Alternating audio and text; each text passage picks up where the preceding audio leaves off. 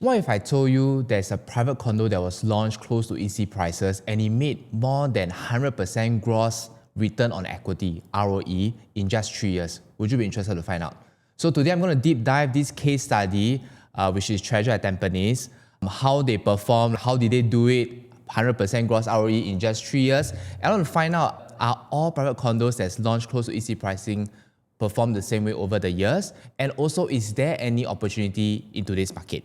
Hi, my name is Nicholas. If you're new to this channel, I share a lot of personal stories, my own sale and purchase journey, and I also like to share all these good lobangs like this content today to all my viewers. If you're interested in this kind of content, please do subscribe the channel and hit the like button for this video. It will really help me grow. So let's get back to today's content. I'm going to share with you what happens when a condo sells close to EC pricing and how the performance was going to be. So this is back in 2020, we have Treasure at Tampines launched in 2019 and Ola EC launched in 2020. So Treasure at Tampines, like the name suggests, is at Tampines. Ola EC, this is in Sengkang. So Treasure is a private condo, Ola is a EC. Treasure TOP in 2023, while Ola was done in 2024. So in terms of location, I would say pretty similar. They are not super close to MRT. Treasure is surrounded by HDB estates. There's a Tampines round market and not super close to MRT lah. According to the developer at that time, they say that to Simei MRT is about 8 minutes walk. Not so sure how true that is lah. Ola EC is very close to one LRT station which you can take to Sengkang MRT. So I would say not bad location but also not the best. Also surrounded by HDBs. Then I wanted to find out what was the gap at the launch during 2020 time. So to clarify, in 2020, Treasure has already launched for 1 year. But to be fair, since Ola was launched in 2020, I wanted to take the pricing at Treasure at Tampines in 2020 as well. So back in 2020, Treasure was launched for the 2-bedroom, about 19.38% gap higher than Ola, which is an EC. So to clarify, Treasure, the 2-bedroom prices was around 1,004 PSF compared to Ola is about $1,187 PSF. So then, how did Treasure at Tampines perform? So in 3 years, we can see the biggest winner over here. This owner bought at $950,000 back in 2020. So I wanted to find out in terms of down payment, because just now I mentioned return on equity, ROE in short, how much did he make or she make in terms of the ROE. So to find out 950K, I break down the down payment. 25% down payment, I assume that they are taking 75% loan. That would be about $237,000, 500. Plus the stamp fees, $26,600. I get $264,000 and $100. I wanted to find out, okay, they sold at 1.25 million, made about $300,000 gross profits. In terms of equity, how much did they make? So I found out that in terms of ROE, it was more than 100%. In fact, it's 113% kind of ROE, which I think is really, really quite fantastic. Of course, I took the biggest winner. Of course, the value is better. But it is possible in this case where they made such a good return. Of course, if you would look at the units below, then they make a bit lesser, but still I think it's around 100% ROE, which is quite fantastic. Then I wanted to understand deeper. 3-bedroom, 4-bedroom, how did they fare as well? So 3-bedroom, in terms of the gap, it was 16.61% in 2020. There you can see in terms of the launch PSF. I wanted to find out Treasure at Tampines, how did they perform from 2020 to 2023, because this is the 3 years SSD period at that time, and 2023 is also coincidentally their TOP period. So based on down payment plus the stamp fees, I get about $317,230. In terms of ROE as well, it's about 111%. Once again, more than 100% ROE for the 3-bedroom with a 16% gap over here. So just to be clear, there is still a gap in terms of prices between the private condo and the EC. But with this kind of gap, when the gap is so close, we realize that, wow, in terms of ROE, it's quite fantastic. Then I wanted to see, okay, is this also going to be the case for the 4-bedroom? So for the 4-bedroom, we see right here, the gap is even bigger at 22.79% back in 2020. In terms of 2020, this was one of the rare few transactions in 2020. They bought at 1.675.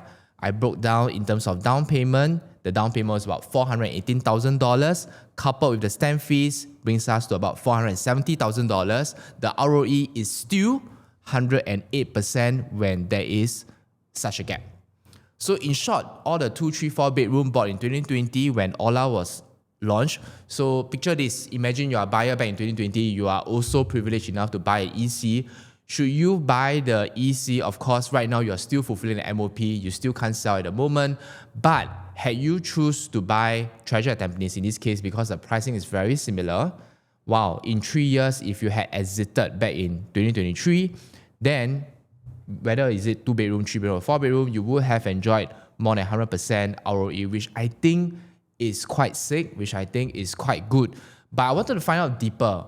Are all private condos launching at EC prices all the same in this case? So I went to find out a bit further back. I went back to 2015. I took High Park Residence, this is in near Funview area.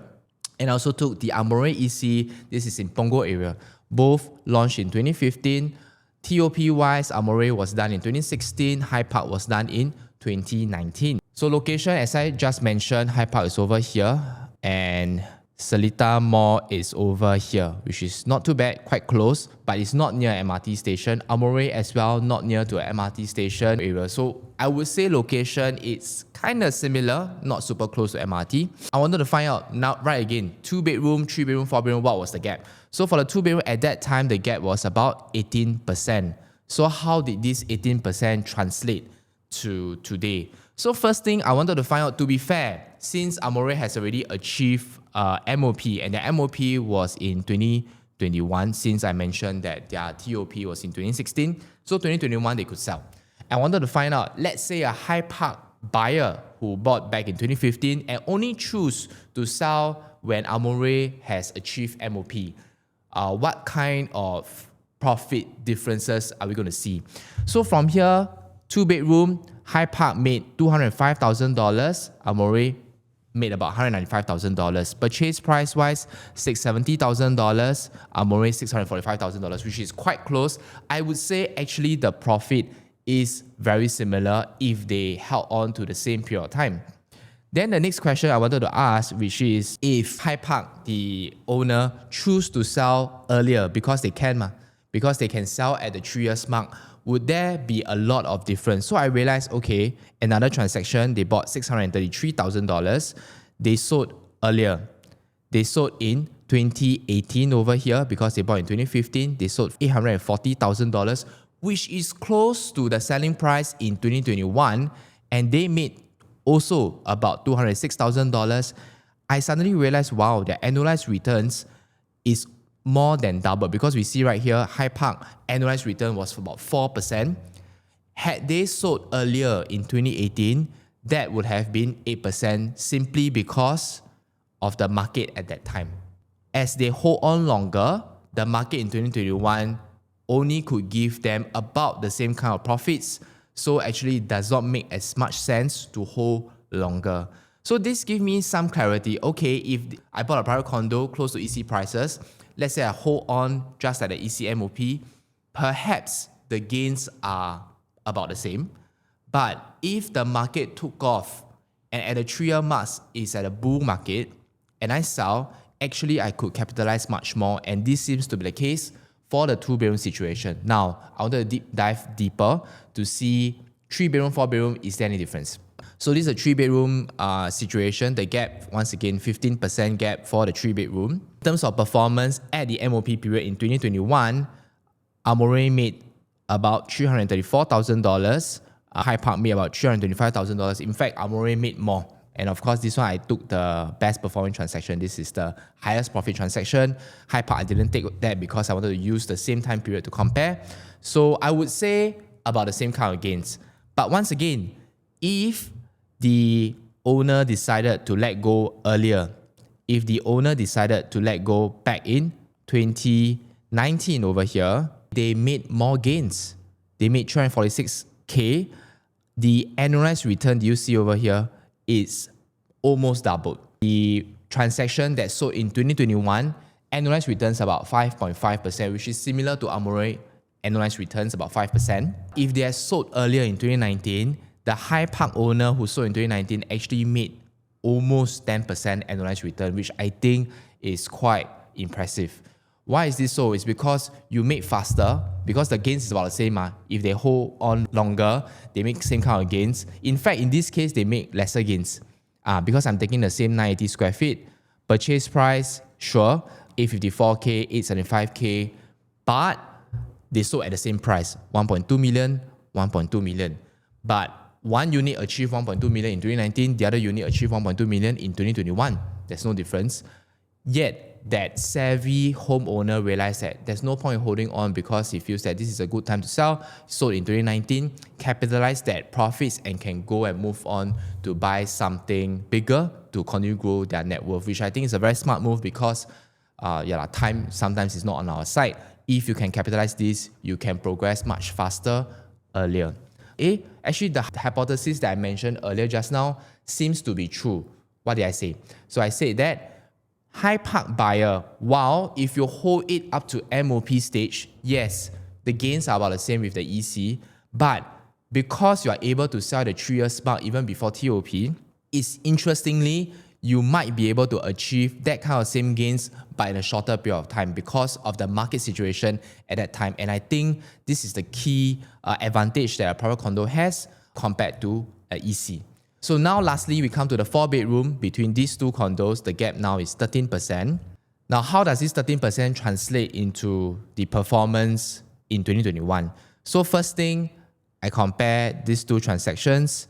One made 550K, this made 370K, but the caveat is, of course, High Park, they bought much higher, 1.07 million, whereas the Amore bought in $910,000. So I would say there is a significant difference. What I will look at right now instead will be the annualized returns.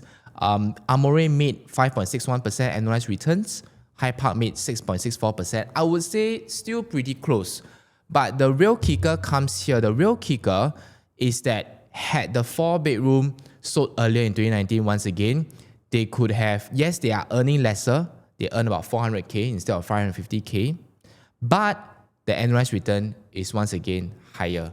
So ladies and gentlemen, I think this made sense in the sense that private condo owners, while you buy about the same price as an EC and your gains are about the same at the MOP mark of the EC, but the key thing is if you are able to exit earlier and if the market is already there, you are able to capitalize that kind of profit much faster. And I think that is the true advantage that a private condo has compared to an EC, which also means if you choose to hold too long in terms of private condo, then the gains may not make sense because the EC gains will still be there. But the good news is, regardless you hold long or short, there's still quite good gains over here. It's just how do we want to better improve these gains in a shorter period of time, then that is the study that we want to understand. So what about today? Today, High Park, biggest winner, actually earned more than $1 million. That's very impressive. Amore also not too shabby, $840,000. I would say, yeah, Amore is slightly cheaper, so the gains will be slightly smaller. That's fair. But the important thing is, as long as a private condo was bought around EC prices, we do see that actually both have quite a bit of gains, no matter when it is. But the key thing is this, I think at this stage, I want to clarify that I'm not saying that whether EC is better or private condo is better in this case. Both are great. It's just that the private condo is just able to give you more profits in a shorter period of time as long as the market has achieved the peak mark before the MOP stage. Because this is a situation that we see in 3 years' time from 2015, actually the market was at a higher point. They were able to realize that kind of profits earlier. So that is the real advantage that the private condo has. Should they choose to hold until MOP, then yeah, definitely they still make money, but just not as significant in terms of the annualized gains. Ladies and gentlemen, I think you want to find out, is there an opportunity today that we can see this kind of returns once again? 100% ROE possible. So let me show you Canberra Crescent Residences. This, once again, is a very close to EC pricing. Why do I say that? So right now, we will compare this with Aurelle Of Tampines, which was launched earlier this year in March. So on the left, we have the official guide price by developer. Of course, this is the starting from price. So I'm very fair. I use it to compare Ourelle of Tampines starting prices, which is the cheapest prices over here. What is the gap? The gap of the 3-bedroom is about 16%. The gap for the 4-bedroom about 13.8%. So this is quite similar to the gap that we see with Treasure at Tampines and Hyde Park. Let's look at the 3-bedroom gap. 3-bedroom back in Treasure, 16% gap. Hyde Park, 15% gap. Canberra, 16% gap. Not bad, isn't it? Then now I want to find out 4-bedroom, what's the gap? Treasure, 22.79% gap. Wow, this is quite big. 13%. Canberra, 13%. Wow, solid. So the key question is this. The key question is, would Canberra Crescent Residences be the one that can replicate that kind of performance that Treasure and Hyde Park residents do? And I think there is a very high chance in doing that just because we see that the gap is super close. So if you want this kind of opportunity, I think you should definitely take a look at Canberra Crescent Residences. I would think that this is also one of the underrated launches because everyone is so focused in River Valley area right now. If you want that kind of more solid, more evergreen opportunity, I do think this is something that you should look at. If not, I've come to the end of this video and I'll see you in the next one.